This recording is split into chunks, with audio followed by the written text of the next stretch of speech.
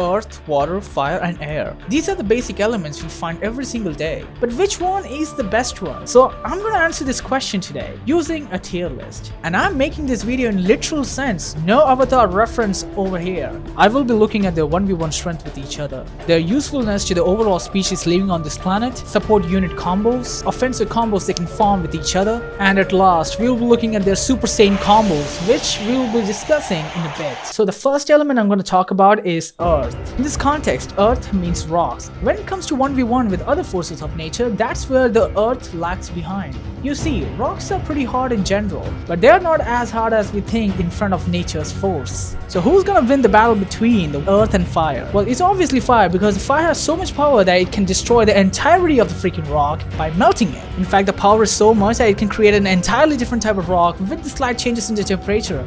So the fire completely annihilates the competition. But what about the water? Well, water sure seems weak but lifeless, and if you are patient and persistent enough, you can sure get through it. And even the water. In fact, just look at the gorges around the world. They are the result of thousands of years of cutting through rocks. So yeah, water can sure defeat Earth, but it's a totally different story when it comes to Earth versus air. Air alone is pretty weak. It sure has the power to move stuff around, but it doesn't really have the power to erode away a rock. And that's where I'm gonna introduce combos. In order to defeat Earth, it has to join Earth. Wind has sufficient energy to get the sand airborne. These windy sandpapers have enough energy to make them go crazy, eroding away the soft rock and making shapes like these nuts. But it is incredibly slow. God knows how many years it's gonna take for a rock to be completely broken down by wind. So yeah, wind can defeat Earth only if they join forces with the Earth. Okay, so let's talk about the usefulness to human beings. Well, we live on this motherfucker, so I guess that's pretty useful. We know from Minecraft that a wooden pickaxe is actually weaker than a stone pickaxe. And I guess that's what they realized during the prehistoric Stone Age time. They heavily relied on these rocks. They shaped it in such a way that it can inflict more damage per hit. And we as a species are even more reliant on these resources. In fact, planning to go to different planets just to get these minerals. And I guess that's the problem. Earth's minerals are pretty finite. So that's a D tier from me. Alright, next up, let's talk about the element air. Now we have to tackle this air problem into two different ways. One is the composition of the air and one is the strength of the air. You know, when we talk about the 1v1 strength with other elements of nature and the air, we already know what to expect. Like, let's talk about the 1v1 between fire and air. If there's fire and there's a strong blow of wind, it can easily extinguish that fire. And the same result goes for the earth as well. I mean, if you join forces with the earth, you can easily defeat earth. But the interesting thing about wind is, it's more like a support unit and not as a direct offense unit. For example, if the strength of the wind and the water comes together in an ocean server, they can form something called as waves, which can destroy the element earth. And we know 21% of air is oxygen, and this oxygen, when mixes with water, sustains the marine life. But when the same life-giving oxygen is mixed with fire, you can create a deadly combo which releases a lot of energy in a short period of time. This is just a combination attack between fire and air. But that's not it. Let's just talk about the Super Saiyan attack of air. Under specific conditions, when you're looking at the sky and you see it's dark and windy, and you ask yourself what's going on, and that's the time you witness a funnel of cloud making contact with the earth. Well, you, my friend, just saw the formation of the supercell tornado. These tornadoes are super powerful that they can flip the entire goddamn house and still get away with it. These tornadoes are really fast. They move, they crush, and that's the whole purpose of them. They even got range attacks. They can literally lift up the entire goddamn rock and throw it at people or houses or buildings. And even better, they can self-sustain themselves, meaning they can last for a really long time and cause more destruction. But this is just some supercell tornado. Let's talk about some real shit. The Super Saiyan tornado. If there's a forest fire and the conditions are perfect for a tornado, then the fire and the air can combine their forces and form the monstrosity called as fire tornado. This son of a gun can travel at the speed of wind and throws fire, which makes it even worse. Not to forget, there's also something called as water sprouts. It's a combination attack, or more like a freaking joke, between water and tornado. It forms when the tornado is formed on top of the water. It's not even that powerful, and it reminds me of bell sprouts, a freaking Pokemon. So I'm gonna put the element air on the B tier. If you guys are enjoying this video so far, well, this video was sponsored by me, so please subscribe. Let's talk about fire now. It exists in the form of heat and also illuminates. 1v1 with fire is probably the most stupidest thing any element could do. In the battle between fire versus earth, we already know who's gonna win. But what about fire versus air? In that case, the molecules do get excited because of the fire's heat. So I guess that's a defeat because the fire's strength is shifting them from their equilibrium. But fire alone can't defeat water. The water be like, you want to fire me, huh? Even in the lava state, the fire cannot defeat water, aka the ocean. It sure is the quantity game.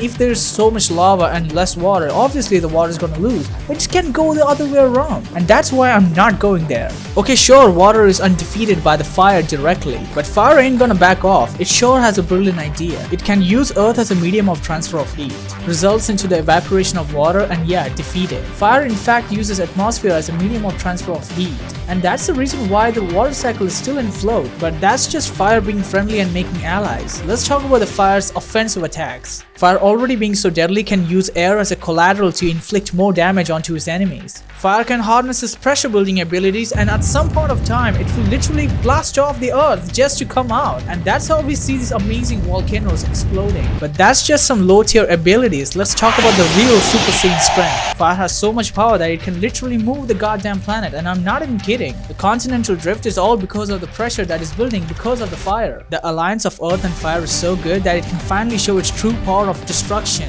by creating these beautiful mountain landscapes. The discovery of fire led the human beings to explore the dark night that returned every single night. Fire gave them the strength they always needed for survival, and also enabled them to get good source of nutrition. The prehistoric men knew that the fire was the best buddy, but today we know how to control fire. We can harness the power of fire to create energy. Now we are using it to blast us into outer space. And these are the reasons why I'm putting fire in A tier. Okay, now let's talk about water. Water is the only element that can defeat every single element. From the prehistoric times, we have used water to extinguish any kind of fire. Sure, now we have some fancy gases to extinguish fire, but we still spontaneously go towards the water sources because it works. Even during forest fires, we heavily rely on these water sources nearby because it's extremely cheap. Now there could be an argument about the amount of water required. For example, if you take all the water on Earth and pour it onto the sun, is it gonna get extinguished? Heck no, and that's the reason I just don't want to go towards that argument. But if you're still not convinced, just watch the ocean floor when the lava is coming out of it and you will be convinced. Okay, but let's talk about water and earth.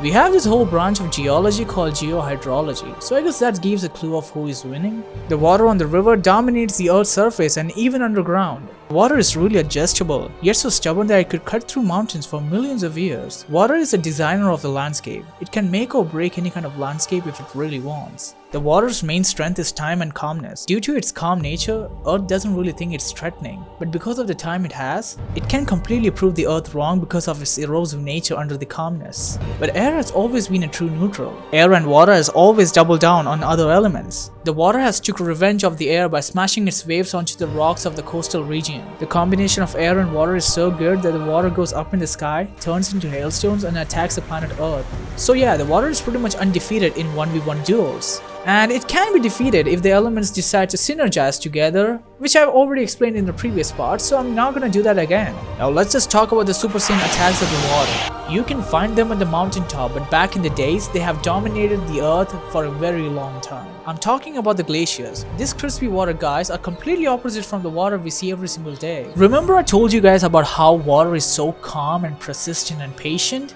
Well, get foe. Well, Glacier is only there to sink Titanic and destroy the mountain peaks through glacier erosion. The whole selling point of water was how calm and persistent it is with erosion.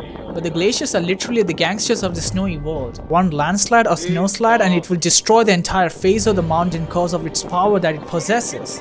But you shall not fear, water. They are pretty short-lived. Because of the climate change. These glacier erosion only happen at the mountainside, so let's talk about something that really affects us. Now, calling a tsunami a big wave is just an understatement. The sudden energy release can displace a lot of water, which can just destroy the entire city in just one wipeout zone. We all know how stupidly overpowered tsunamis are, costing up to thousands of lives every single year around the world. But water does have a good side. The time when civilizations were settling, they knew they needed water. And that's why they decided to settle beside a river. And today we use the same river to create energy. So I guess that's the S tier for me.